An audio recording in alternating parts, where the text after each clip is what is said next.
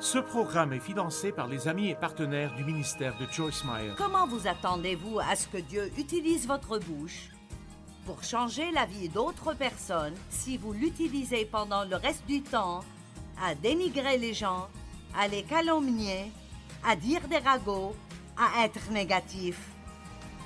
Allez!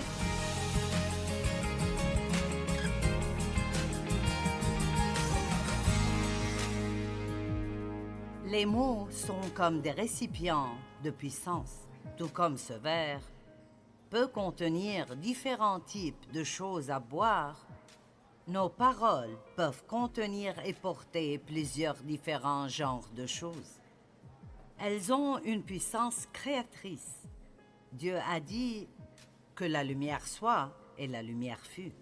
Dieu a tout créé avec des paroles, donc les mots ont de la puissance créatrice. Dieu n'a pas pensé que la lumière soit et la lumière fut. Il a dit que la lumière soit et la lumière fut. Nous le voyons tout au début de la Bible. Ce que je pense être un modèle de comment faire les choses. Donc, votre bouche peut être remplie de puissance créatrice que vous pouvez déclarer sur votre propre vie, la vie des personnes que vous aimez, votre ville, le monde. De votre bouche, vous pouvez parler contre l'ennemi. Vous pouvez arrêter son travail en déclarant la parole de Dieu. Le diable a parlé à Jésus. Et la Bible dit dans Luc 5, le diable a dit à Jésus, et Jésus a dit au diable, et il lui disait un verset de l'Écriture. Je ne sais pas combien d'entre vous répondent au diable, mais si on ne vous a jamais dit de le faire, vous devriez commencer à répondre. Il vous parle. Répondez, tout comme vos enfants vous répondent. Répondez à l'ennemi. Je ne veux pas que vous oubliez ce que je dis. Vous avez la capacité de déclarer des paroles créatrices puissantes sur votre vie, sur la vie de ceux que vous aimez. Mais vous pouvez aussi déclarer des paroles destructrices, des choses négatives sur vous-même, votre avenir. Soyez prudent quand vous parlez de votre avenir. Prophétisez votre avenir. Déclarez ce que vous voulez voir arriver et ce dont Dieu dit que ça arrivera au lieu de simplement parler d'avoir peur que les choses vont rester telles quelles. Amen? Très bien. Proverbe 10, 19. Celui qui parle beaucoup ne manque pas de péché, mais celui qui retient ses lèvres est un homme prudent. Nous avons parlé de la discipline et de la maîtrise de soi. Donc, il dit que si vous retenez, disciplinez ou contrôlez vos paroles, alors vous êtes une personne prudente. Et cela veut dire que vous gérez bien la puissance que Dieu vous a donnée dans les paroles. Je peux expliquer cela de plusieurs façons, mais j'ai une façon spécifique par laquelle je veux enseigner cela. Et c'est à propos de comment vos paroles affectent l'onction de Dieu sur votre vie. Maintenant, quand j'ai commencé à étudier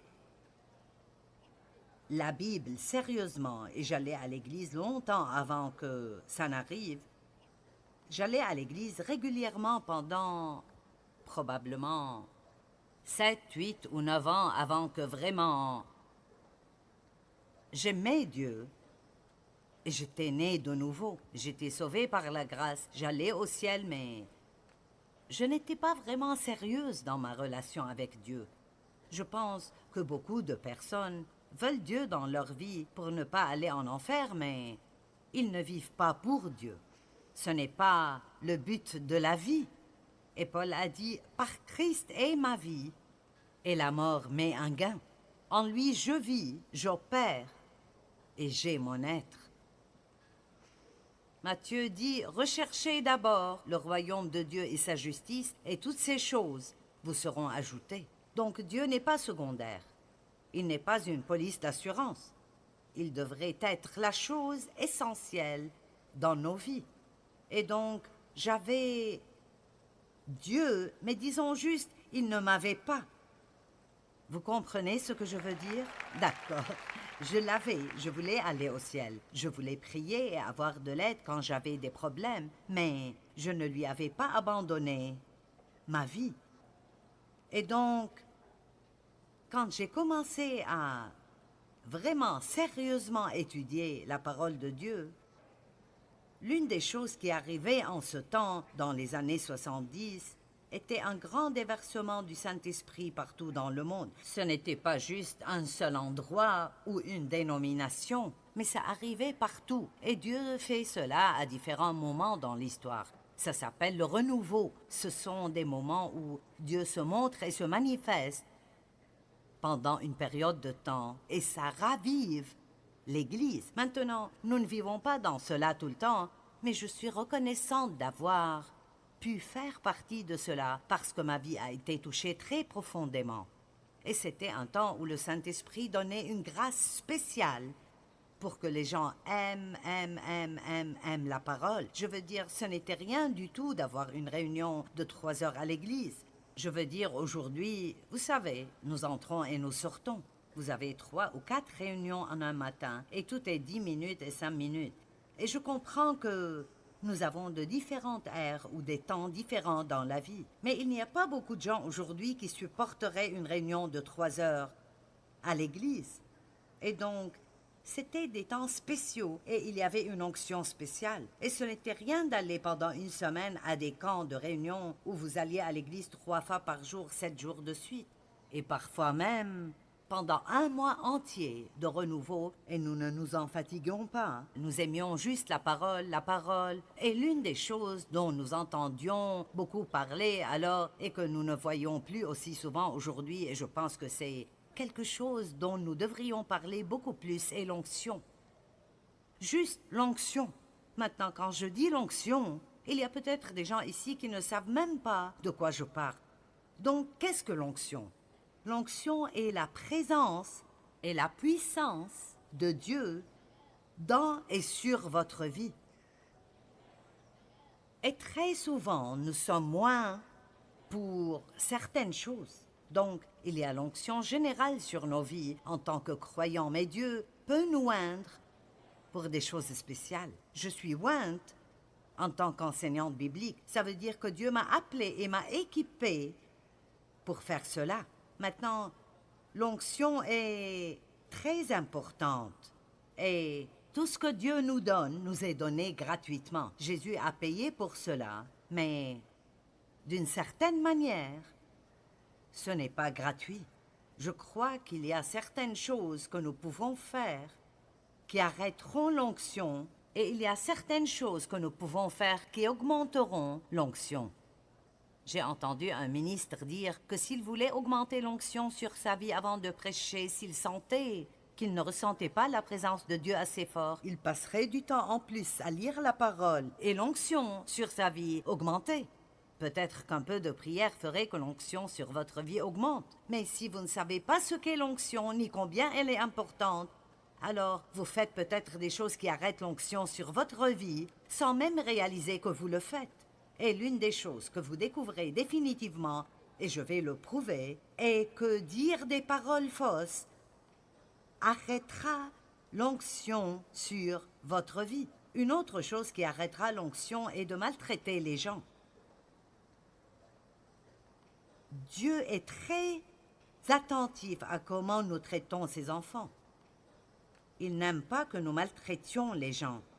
Il n'aime pas quand nous disons du mal des gens ou commençons des rumeurs, des ragots ou les calomnions.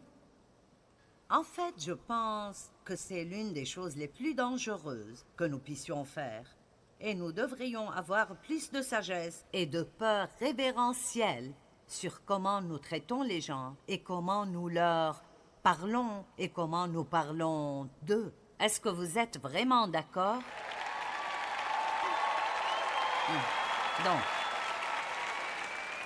ça m'a pris beaucoup de temps pour arriver là, mais j'ai une peur révérentielle de maltraiter les gens. Et si je passe une mauvaise journée et je maltraite quelqu'un, ça ne prend que 5 secondes pour que le Saint-Esprit me donne une bonne fessée spirituelle. Et je retourne rapidement pour m'excuser. Par exemple, je ne viendrais pas ici pour essayer de prêcher si j'étais en colère contre quelqu'un. Je ne le ferai absolument pas parce que je crois que ça affecterait et arrêterait l'onction sur ma vie.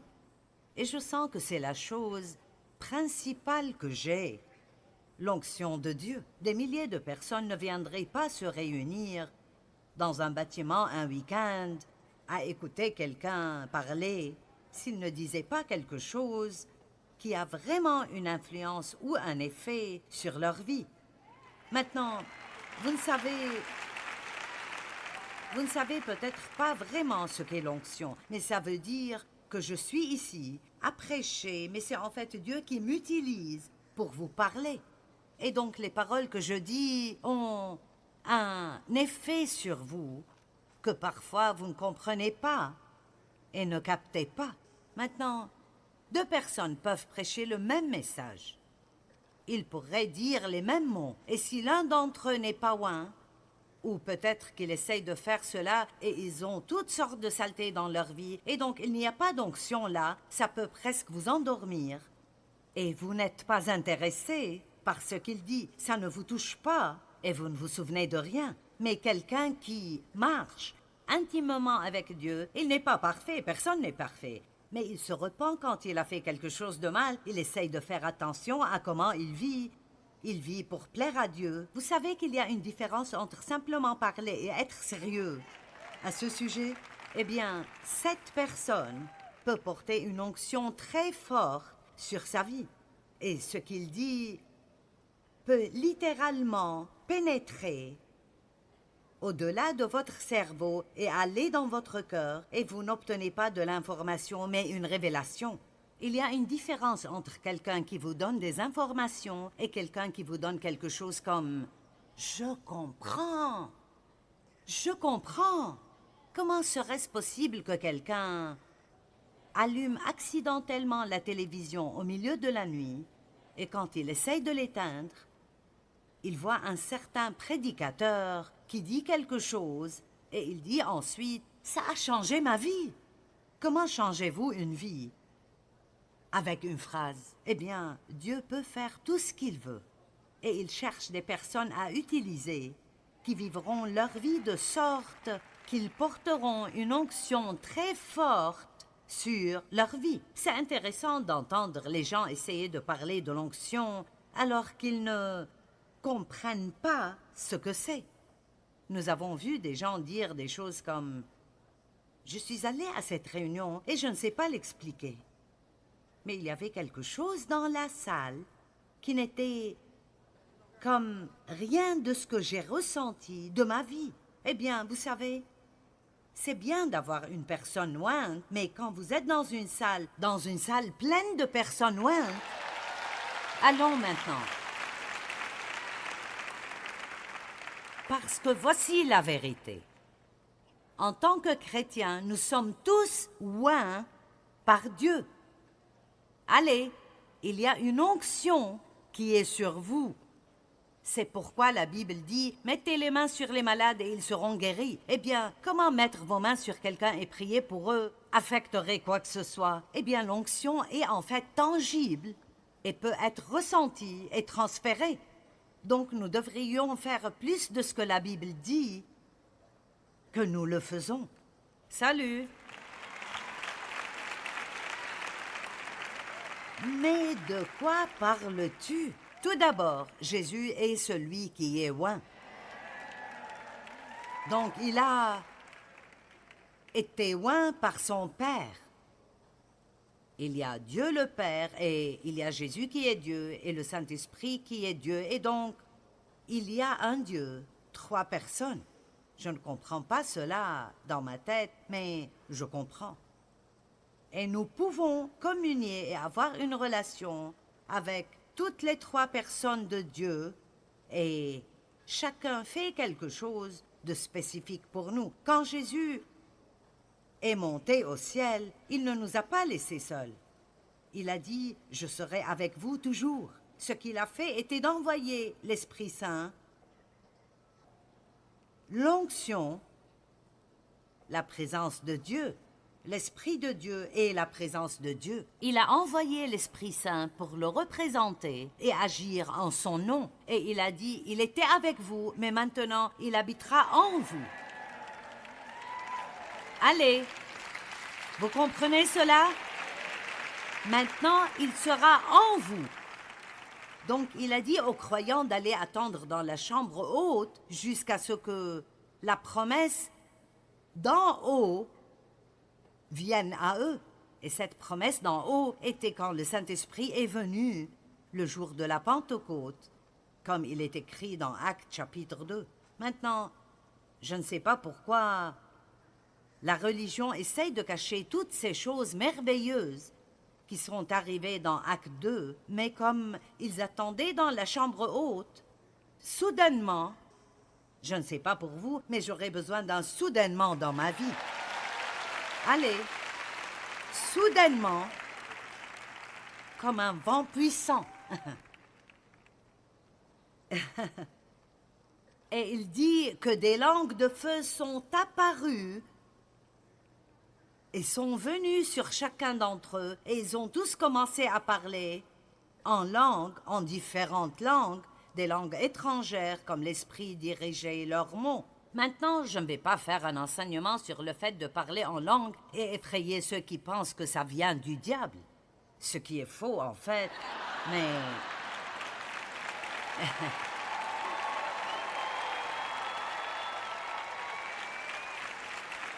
Écoutez, si vous n'avez pas fait l'expérience de quelque chose, ça ne veut pas dire que ce n'est pas réel.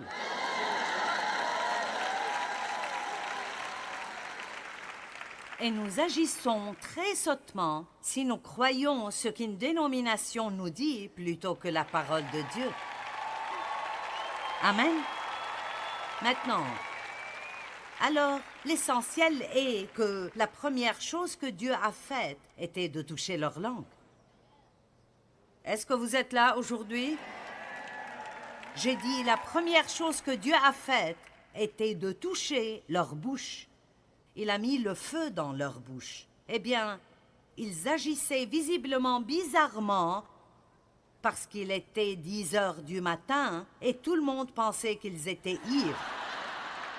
Ce qui me dit qu'un chrétien vraiment rempli de l'esprit et de son feu peut agir un peu bizarrement de temps en temps.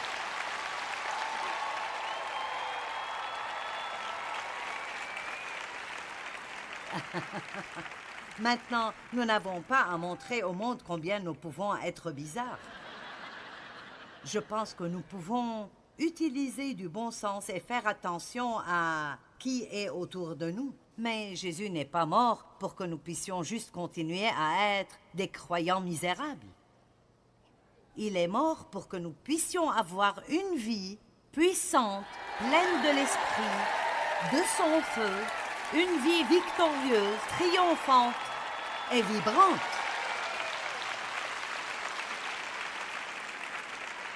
Et si vous connaissez vraiment Dieu comme il veut que vous le connaissiez, vous ne pouvez pas être fatigué de la chrétienté. Et l'une des choses que Jésus a faites quand il a envoyé le Saint-Esprit est qu'il a amené des cadeaux avec lui. Il a amené des dons puissants avec lui. Il y en a 9 spécifiquement. Il y a 9 fruits de l'Esprit et 9 dons de l'Esprit. Et les deux sont aussi importants l'un que l'autre. Je ne conseille pas de mettre les dons avant les fruits parce qu'honnêtement, je connais des gens avec des dons qui n'ont pas de fruits et ils sont vraiment embarrassants, vous savez. Et ce n'est pas ce que nous voulons, mais Dieu nous donne des paroles de connaissance, des paroles de sagesse, le discernement des esprits et c'est si important. Ah, vous devriez prier pour le discernement. La Bible dit que nous devons prier pour rechercher et poursuivre les dons de l'esprit. Donc, si c'est tout ce que vous retenez de tout ce que je dis cet après-midi, quand vous rentrez chez vous, commencez à prier. Dieu, s'il te plaît, remplis-moi de la puissance de ton Esprit Saint. Priez chaque jour pour que Dieu vous remplisse de l'Esprit Saint, parce que nous avons besoin d'être toujours remplis de l'Esprit Saint. Je ne veux pas une expérience d'une fois avec Dieu pour le reste de ma vie. J'ai besoin d'une nouvelle expérience chaque jour. C'est pour cela que je sors du lit le matin et je vais passer du temps avec Dieu. Et si nous agissions comme si nous voulions désespérément Dieu, nous ne serions pas si désespérés dans nos circonstances tout le temps. Et au moins, nous pouvons sortir du lit 15 minutes plus tôt pour dire « Dieu, je ne vais pas continuer cette journée sans être touché par toi, et donc je veux que tu me touches aujourd'hui. » Voulez-vous porter une onction sur votre vie? Une onction va juste... Eh bien, les gens sauront tout simplement, il y a quelque chose en toi. Je ne sais pas ce que c'est, mais il y a juste quelque chose. Et ils aimeront être avec vous. Vous aurez de la faveur. Vous saurez des choses sans savoir comment vous les savez. Vous aurez la bonne réponse au bon moment. Si quelqu'un a un mauvais esprit en lui et il essaye d'être ami avec vous et il a une mauvaise motivation, c'est là que vient le don du discernement. Vous direz, je dois m'assurer de cette personne.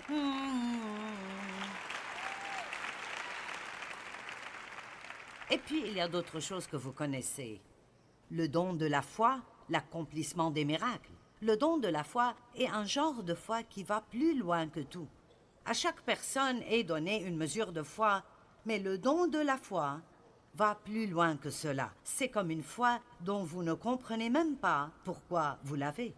Et je crois que Dieu a donné à Dave et moi un don de foi pour sortir et faire ce que nous avons fait quand nous avons commencé ce ministère. Et ce que je fais est absolument incompréhensible si vous saviez d'où je viens, mon niveau d'éducation et dans quel état j'étais quand Dieu m'a appelé à faire cela. Je veux vous dire ceci. Si Dieu peut parler à un prophète à travers un âne, il peut vous utiliser et il peut m'utiliser. Amen. Comment vous attendez-vous à ce que Dieu utilise votre bouche pour changer la vie d'autres personnes si vous l'utilisez pendant le reste du temps à dénigrer les gens, à les calomnier, à dire des ragots, à être négatif? Allez!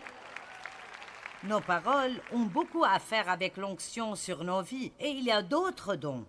La prophétie, les langues, l'interprétation de langues. Quand nous parlons des langues, tout le monde commence. Je compte enseigner quelquefois l'année prochaine sur les dons de l'esprit. Je dois choisir le bon endroit parce que, vous savez, nous avons... Désolée, je ne l'ai pas aujourd'hui. Dans un ministère comme le mien, nous avons des gens de toutes les dénominations qui viennent, et alors j'essaye d'utiliser la sagesse. Je ne veux pas vous effrayer, mais vous aider. Et donc, je parle en langue depuis plus de 40 ans. Peut-être qu'il est temps que le monde sache. Voilà, je viens de le dire à tout le monde. Amen.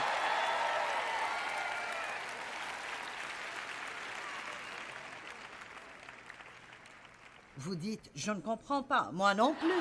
Mais la Bible dit que quand vous parlez en langue, vous vous édifiez et vous vous fortifiez dans la foi. Amen. Et donc, c'est un don surnaturel. Vous ne pouvez pas expliquer les choses surnaturelles. Et donc, il y a certaines personnes qui essayent de dire que ces dons ont disparu avec la première Église. Eh bien, s'ils en avaient besoin, nous en avons besoin aussi. Je vais dire, mon Dieu, et il n'y a rien dans la Bible qui dit qu'ils ont disparu avec la première Église. La Bible dit dans 1 Corinthiens 13 que quand ce qui est parfait sera venu, Mike met d'en bas, quand ce qui est parfait sera venu, ce qui est partiel sera inutile. Et le seul parfait que je connaisse est Jésus et il n'est pas encore revenu. Et donc, nous avons besoin de toute l'aide que nous pouvons avoir. Jusqu'alors, j'ai besoin de la puissance surnaturelle de l'Esprit Saint pour vivre au-dessus de la corruption qui est dans le monde et garder ma joie. Amen.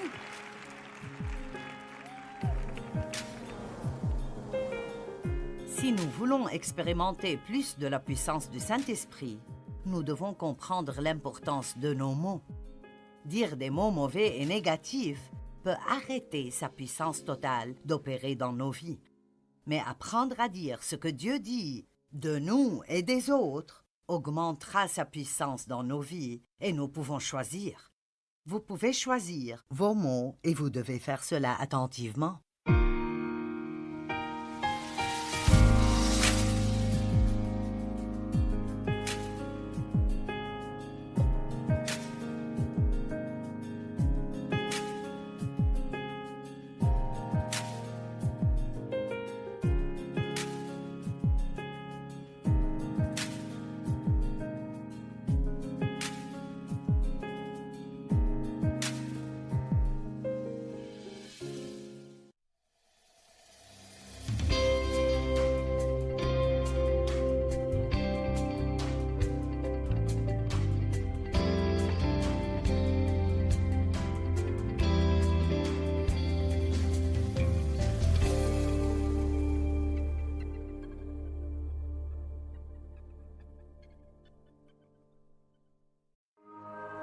Ce programme est financé par les amis et partenaires du ministère de Joyce Meyer. Je ne pense pas que nous comprenons.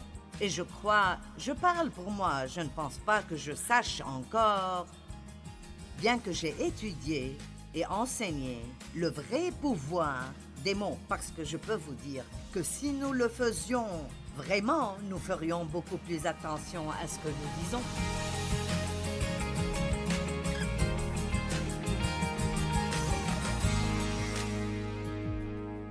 Comment vous attendez-vous à ce que Dieu utilise votre bouche pour changer la vie d'autres personnes si vous l'utilisez pendant le reste du temps à dénigrer les gens, à les calomnier, à dire des ragots, à être négatif? Allez! Nos paroles ont beaucoup à faire avec l'onction sur nos vies et il y a d'autres dons. La prophétie, les langues, l'interprétation de langues. Quand nous parlons des langues, tout le monde commence. Je compte enseigner quelquefois l'année prochaine sur les dons de l'esprit. Je dois choisir le bon endroit parce que, vous savez, nous avons... Désolée, je ne l'ai pas aujourd'hui. Dans un ministère comme le mien, nous avons des gens de toutes les dénominations qui viennent, et alors j'essaye d'utiliser la sagesse. Je ne veux pas vous effrayer, mais vous aider. Et donc, je parle en langue depuis plus de 40 ans. Peut-être qu'il est temps que le monde sache. Voilà, je viens de le dire à tout le monde. Amen.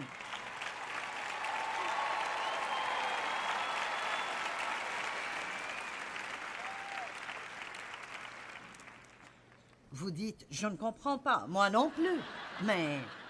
la Bible dit que quand vous parlez en langue, vous vous édifiez et vous vous fortifiez dans la foi. Amen. Et donc, c'est un don surnaturel. Vous ne pouvez pas expliquer les choses surnaturelles. Et donc, il y a certaines personnes qui essayent de dire que ces dons ont disparu avec la première Église. Eh bien, s'ils en avaient besoin, nous en avons besoin aussi. Je veux dire, mon Dieu, et il n'y a rien dans la Bible qui dit... qu'ils ont disparu avec la première Église. La Bible dit dans 1 Corinthiens 13 que quand ce qui est parfait sera venu, Mike met d'en bas, quand ce qui est parfait sera venu, ce qui est partiel sera inutile. Et le seul parfait que je connaisse est Jésus et il n'est pas encore revenu. Et donc, nous avons besoin de toute l'aide que nous pouvons avoir. Jusqu'alors, j'ai besoin de la puissance surnaturelle de l'Esprit Saint pour vivre au-dessus de la corruption qui est dans le monde et garder ma joie. Amen. Et donc, quand vous êtes oint par le Saint-Esprit, vous vous trouverez en train de faire des choses qui n'ont pas beaucoup de sens. Vous savez, c'est comme, je n'ai pas 40 ans, j'ai 75 ans. Amen. 5. J'ai vécu les 3/4 d'un siècle. Et votre corps peut vieillir, mais à l'intérieur, vous pouvez être renouvelé jour après jour après jour. Et vos dernières années seront meilleures que les années précédentes. Laissez juste tomber les choses anciennes. Personne n'est trop jeune ou trop vieux pour laisser Dieu les utiliser. J'ai commencé le ministère alors que j'avais 3 adolescents et un bébé dans mes bras. Ne me dites pas que vous avez trop d'enfants pour faire quoi que ce soit pour Dieu. Quand Dieu vous oint pour faire quelque chose, vous pouvez faire des choses que vous ne pouvez même pas imaginer pouvoir faire. Donc voilà. Je ne comptais pas vraiment dire quelque chose comme ça, mais voilà.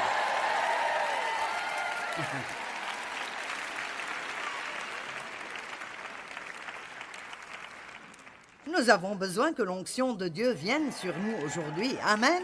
Et comment allez-vous même savoir comment demander si vous ne savez pas quoi demander? Nous avons besoin de la présence de Dieu dans nos vies. Nous avons besoin de sa puissance dans nos vies. Je suis si fatiguée des chrétiens tristes, misérables, des chrétiens râlants, des chrétiens grognons et qui se plaignent. Amen.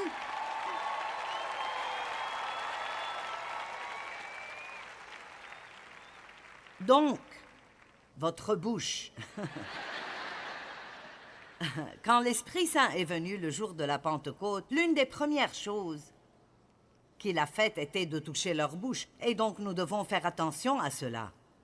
Vous savez, il y a une raison pour cela. Et juste pour continuer un peu ici, Paul a dit « N'empêchez personne de parler en langue ». Donc, si quelqu'un vous dit « Vous ne pouvez pas faire cela », dites « Paul a dit que je le peux ». Et Paul a dit, je rends grâce à Dieu de ce que je parle en langue plus que vous tous. Mais pourtant, il a dit, j'aime mieux dire 5 paroles avec mon intelligence que 10 000 paroles en langue, sauf s'il y a quelqu'un qui pourrait interpréter et dire aux gens ce qui est dit. Donc, n'en faisons pas plus que c'est. Mais ne l'oublions pas non plus. C'est à propos du Saint-Esprit, pas les langues. Quand je vais acheter une paire d'espadrilles, je ne vais pas demander des lacets. J'achète des espadrilles et les lacets viennent avec. Eh bien, quand vous...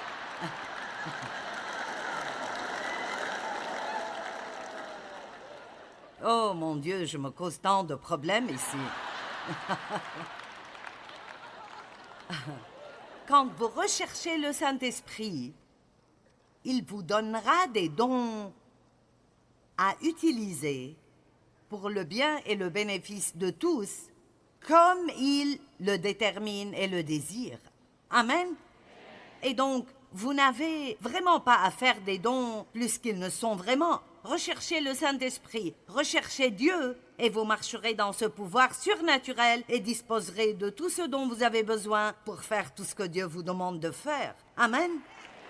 Très bien. Alors, laissez-moi dire ceci. Si vous êtes assis là et que vous vous dites « J'aurais aimé savoir de quoi tu parles, mais je n'ai aucune idée. Je me sens aussi perdu que possible. » J'ai un livre.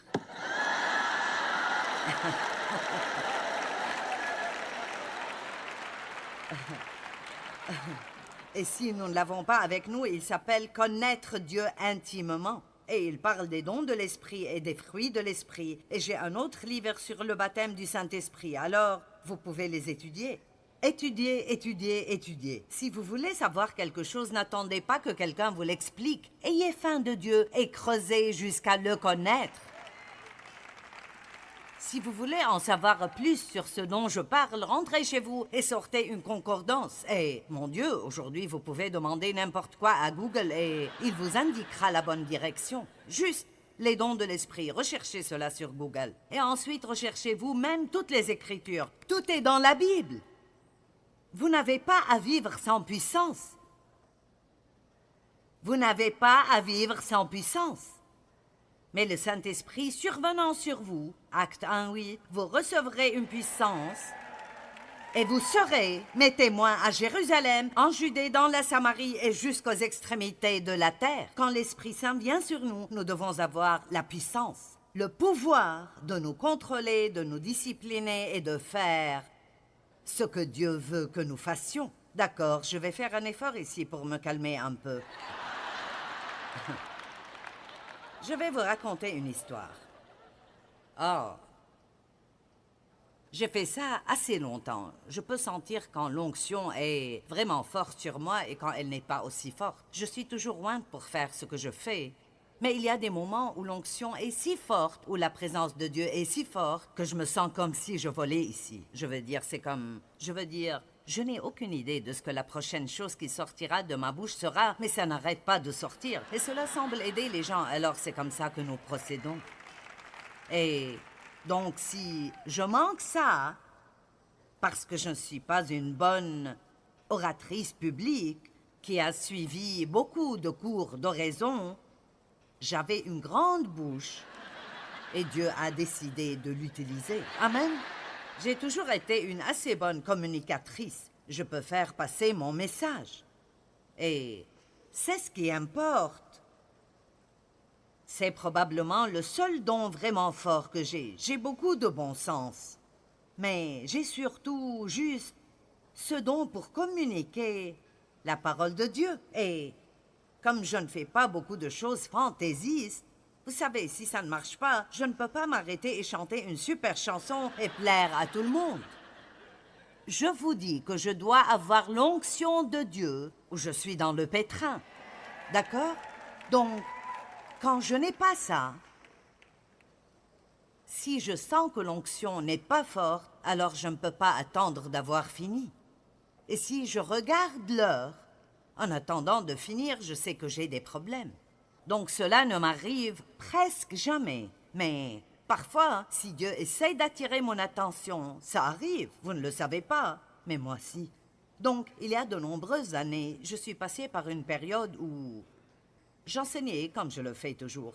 Mais je sentais qu'il n'y avait pas d'onction du tout. Et j'ai détesté ça. J'avais l'impression que tout ce que je disais n'avait aucun sens. Donc, je disais à Dave, je sens juste comme s'il n'y avait pas d'onction. Il disait, qu'est-ce que tu racontes? Je suis heureuse parce que Dieu le cache aux autres. Et donc, ça a continué quelquefois quand j'allais prêcher. Et finalement, j'ai dit à Dave, je ne sais pas ce qui ne va pas en moi, mais je ne vais pas aller au lit avant de le découvrir. Alors, je suis allée dans mon bureau et j'ai crié à Dieu pour qu'il me montre ce qui ne va pas, et il ne m'a jamais rien montré. Et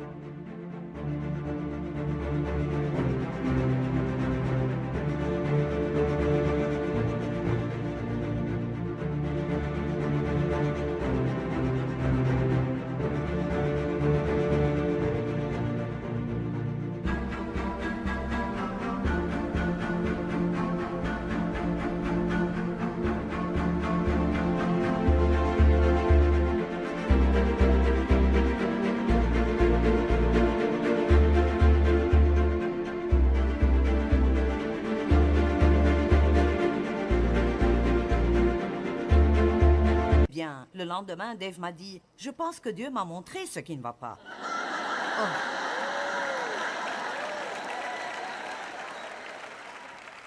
Ne détestez-vous pas absolument quand Dieu fait cela?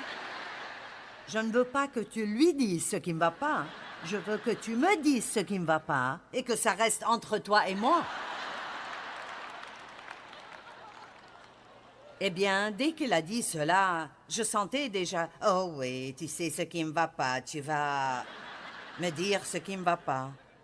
Alors j'ai dit, bien, d'accord, qu'est-ce que c'est? Et il a dit, tu te souviens de l'autre jour quand tu parlais de tel ou tel? Et c'est en fait un prédicateur que je connais.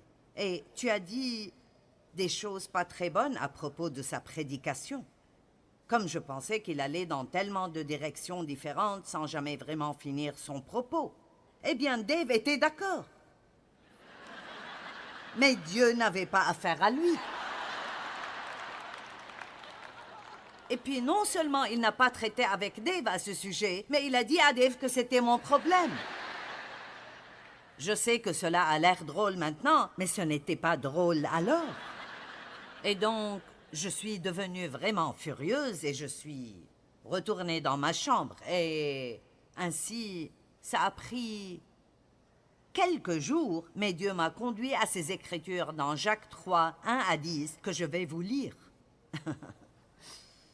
Ne soyez pas nombreux à enseigner. Vous le savez, nous qui enseignons, nous serons jugés plus sévèrement. Donc, je vais vous lire le reste de ceci pour un autre but. Mais l'essentiel est que j'avais réellement fait une très mauvaise chose en tant qu'enseignante de la parole de Dieu, en disant quelque chose de dégradant à propos d'une autre personne enseignant la parole de Dieu. Si vous voulez avoir des ennuis, il vous suffit d'aller juger quelqu'un qui fait la même chose que vous.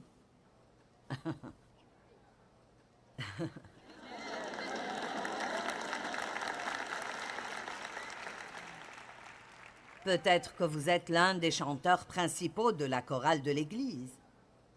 Et vous avez une belle voix.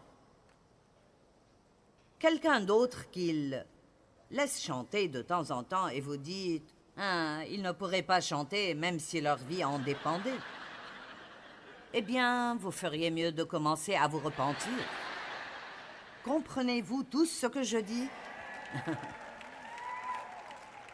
Je connais un médecin qui dit du mal d'autres médecins et je me dis « Oh, tu ne sais pas ce que tu fais. Il faut faire attention. » Je veux mettre un peu de crainte révérentielle en vous aujourd'hui parce que Dieu n'aime vraiment pas quand nous bavardons et calomnions d'autres personnes. Amen.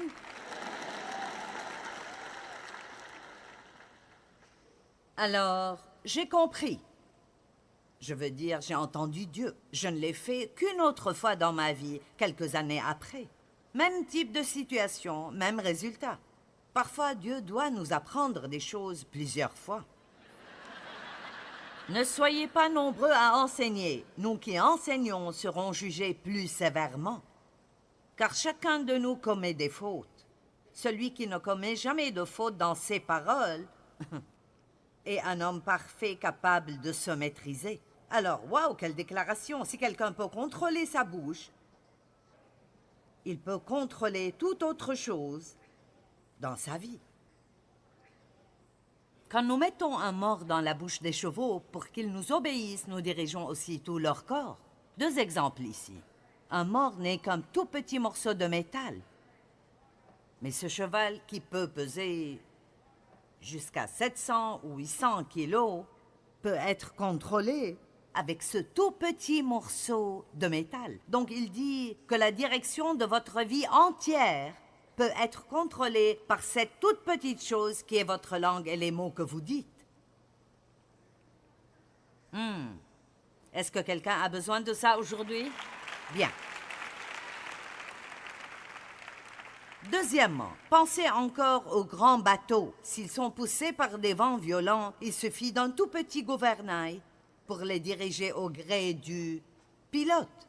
Ainsi, le capitaine du navire peut se tenir dans une partie du navire et à la barre donner une direction à ce navire gigantesque avec un petit gouvernail que personne ne peut même voir.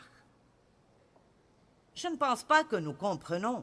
Et je crois, je parle pour moi, je ne pense pas que je sache encore, bien que j'ai étudié et enseigné le vrai pouvoir des mots, parce que je peux vous dire que si nous le faisions vraiment, nous ferions beaucoup plus attention à ce que nous disons. Amen.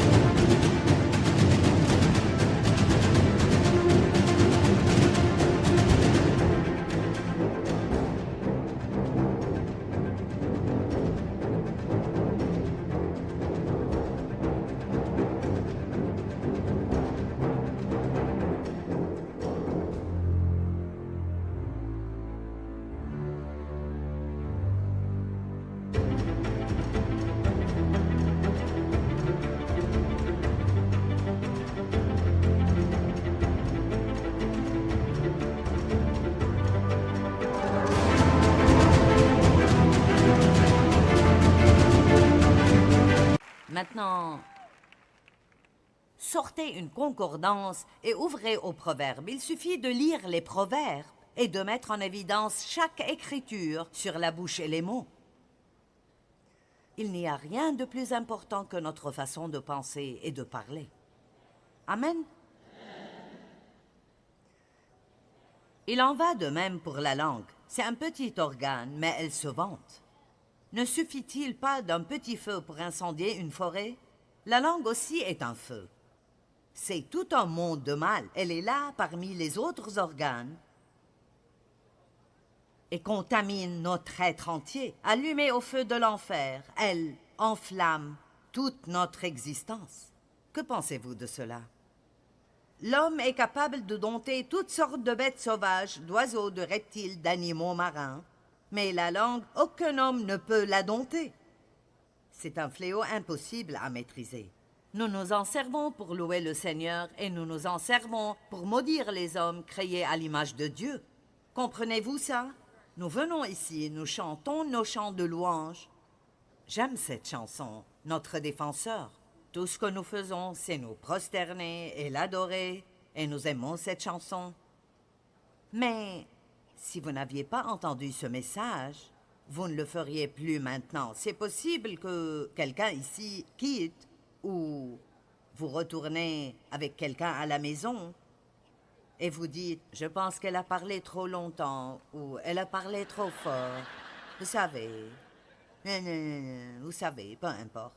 Nous allions à l'église et ensuite, nous allions déjeuner et invitions le pasteur à déjeuner. C'était un déjeuner où on s'amusait à bavarder à propos de tout le monde à l'église. Mais personne ne m'avait jamais dit ce que je vous dis ici aujourd'hui. Est-ce que quelqu'un croit ce que je dis? Amen.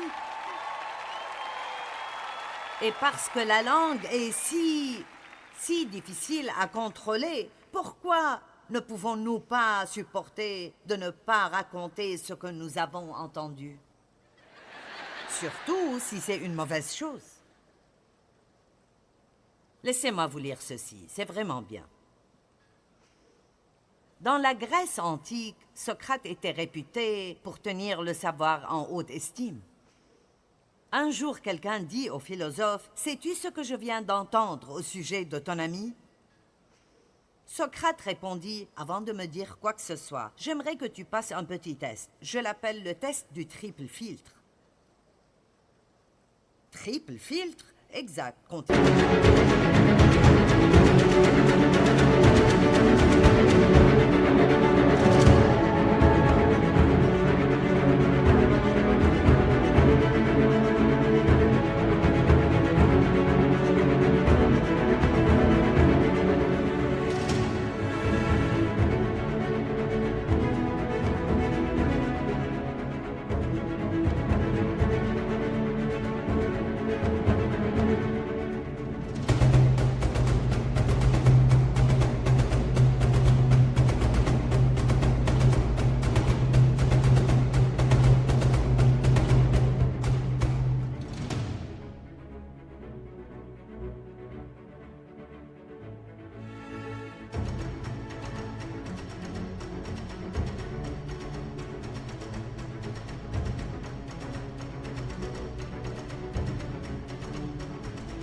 Continua Socrate. Avant de me parler de mon ami, prenons un petit moment pour filtrer ce que tu vas dire.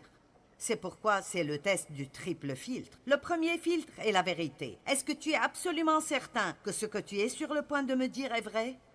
Non, dit l'homme, c'est quelque chose que j'ai entendu. D'accord, dit Socrate, donc tu ne sais même pas si c'est vrai ou pas. Essayons maintenant le deuxième filtre, le filtre de la bonté. Est-ce que ce que tu vas me dire sur mon ami est une bonne chose? Non, c'est en fait le contraire. Socrate dit, tu veux me dire quelque chose de mauvais à son sujet, mais tu n'es même pas sûr que ce soit vrai. Tu peux quand même réussir le test, car il ne reste qu'un filtre. Le filtre de l'utilité. Est-ce que ce que tu veux me dire à son sujet va m'être utile? Non, pas vraiment. Eh bien, conclut Socrate, si ce que tu veux me dire n'est pas vrai, n'est pas bon, et même pas utile, alors pourquoi même me le dire?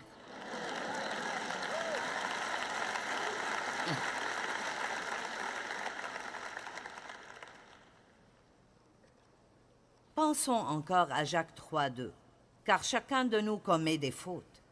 Celui qui ne commet jamais de faute dans ses paroles est un homme parfait, capable de maîtriser aussi son corps tout entier. Matthieu 12, 34 et 35. C'est de l'abondance du cœur que la bouche parle. Oh, je ne voulais pas dire ça. Eh bien, ça devait être là si c'est sorti. Amen. Et plus vous pensez à quelque chose, plus vous aurez de chances de le dire. Race de vipères, comment pourriez-vous dire de bonnes choses, méchants comme vous l'êtes, car c'est de l'abondance du cœur que la bouche parle. L'homme bon tire de bonnes choses de son bon trésor, et l'homme méchant tire de mauvaises choses de son mauvais trésor. Alors il dit que si vous vous écoutez vous-même, ou si vous écoutez les autres personnes, vous pouvez rapidement découvrir quel genre de personnes elles sont. Écoutez-vous et vous apprendrez à vous connaître.